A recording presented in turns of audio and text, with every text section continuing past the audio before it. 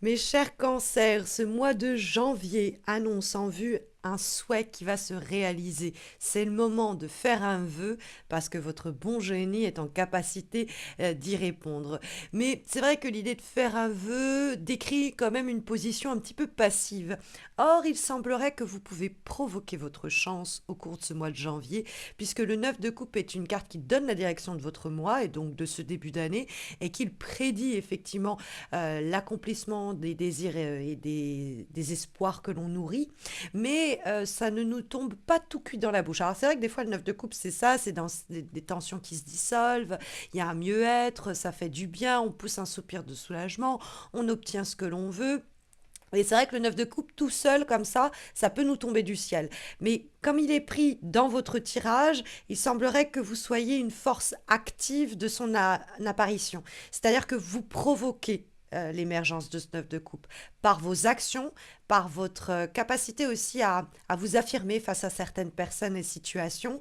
Et donc, vous allez au-delà de ce qu'on vous impose ou ce que la situation impose, et vous pouvez permettre à ce vœu du coup de s'accomplir, puisque on trouve à la fois dans votre tirage le 7 de bâton et la force, hein. La force qui est aussi une carte très active et qui nous parle effectivement de comment on peut prendre le dessus dans une relation, dans une situation où on n'était pas parti vainqueur, mais on arrive à reprendre un peu le contrôle.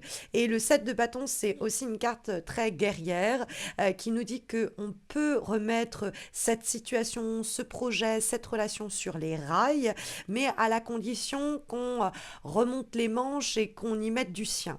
Le 7 de bâton nous dit qu'on peut rectifier le tir, qu'on peut donner une direction concrète à une situation, qu'on peut prendre les manettes au fond de cette problématique et de la faire avancer dans le sens que l'on veut, mais à la condition voilà, qu'on y aille franchement.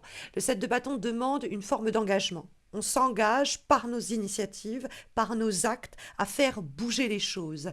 On a aussi cette idée qui est énoncée par la carte que nous trouvons en guise de vibration et qui est celle du jugement. La carte du jugement est en effet une lame. La carte du jugement est dans les obstacles, pardon. Donc la carte de la force, on y viendra à celle du jugement.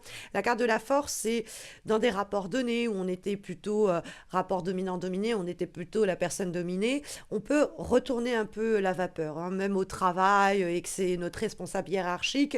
On peut avoir une marge de manœuvre qui fait qu'on reprend du pouvoir. On n'est pas dans un rapport de force, hein. La force ici n'est pas là en train de vous dire essayez de mettre KO par un uppercut la personne qui se met en travers de votre route. Non, c'est la force tranquille. C'est toujours dans l'assertivité et l'affirmation de soi. On sait ce qu'on veut, on s'en donne les moyens. Et il y a aussi ça, cette idée d'agir. Donc on passe à l'action. On ose eh bien, prendre la parole sur un sujet donné et affirmer sa voix et sa volonté, son opinion, hein, ne pas se faire marcher sur les pieds en ce sens. Mais il y a l'idée aussi que tout ce que l'on entreprend, toutes les actions que l'on engage, ont la possibilité du coup de faire émerger ce 9 de coupe. C'est-à-dire que ce 9 de coupe, bon, j'accroche tout avec mes manches, pardon. Donc ce 9 de coupe, c'est l'idée qu'on s'accomplit, qu'on se réalise, on a vraiment l'idée de j'ai eu ce que je voulais, quoi. Mais c'est pour ça que je vous disais, entre le 7 de bâton très actif et la force qui agit sur les situations, c'est une porte qui s'ouvre, mais c'est parce que vous avez, au pied de biche, hein, ouvert la porte, en l'occurrence. Donc, provoquer les situations, oser prendre les devants, vous serez vraiment ravi des résultats que cela peut offrir à votre situation. Alors, on trouve dans les obstacles la carte du jugement. Le jugement peut être en rapport avec des énergies passées. Si la carte apparaît dans les obstacles, ça peut dire qu'on s'est un peu mépris sur le passé. Il y a des événements, des situations qu'on a mal jaugées, qu'on a mal appréhendées, qu'on a mal jugées, ou alors au sujet desquels on s'est trompé, tout simplement parce qu'on n'avait pas toutes les informations en clé en main.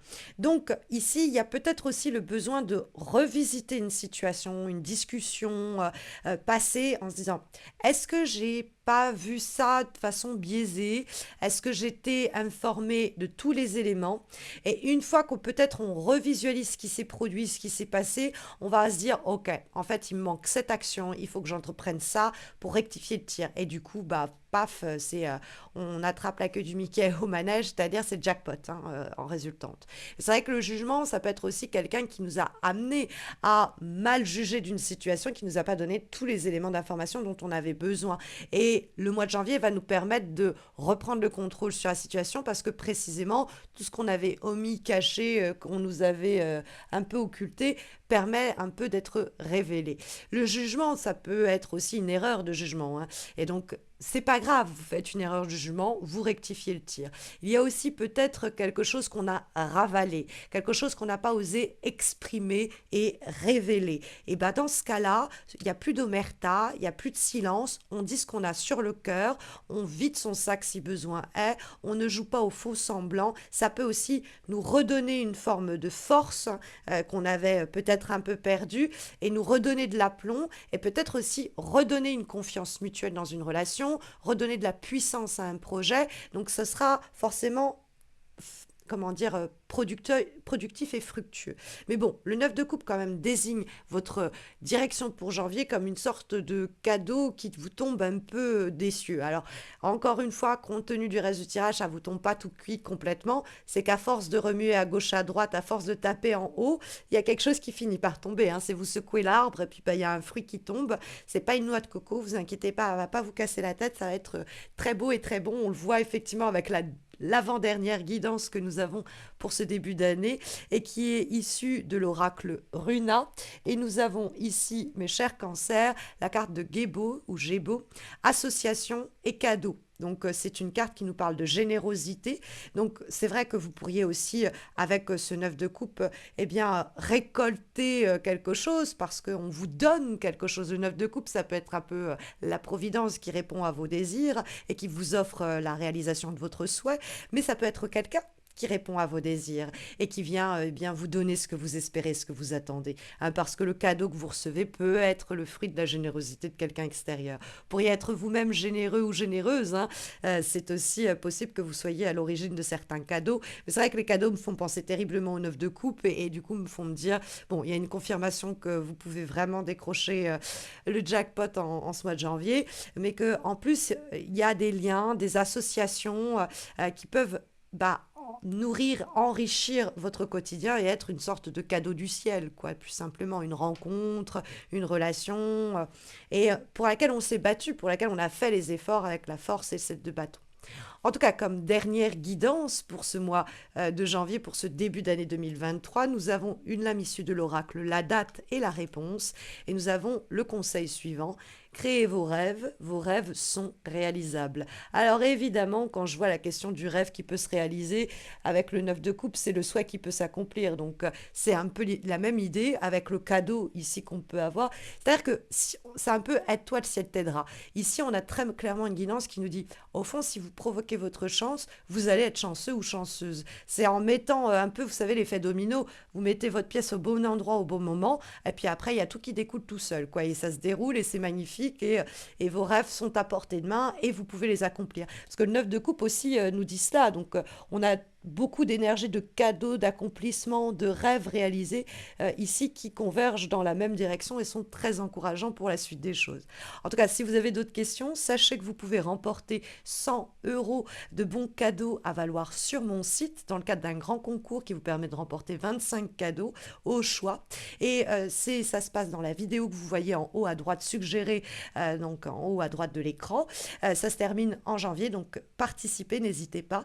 N'hésitez pas non plus à laisser un commentaire, liker cette vidéo et vous abonner si vous ne l'avez pas encore fait. Cela me motive à continuer ce que je fais. Ça va bientôt faire 8 ans que chaque mois, je publie des horoscopes pour vous.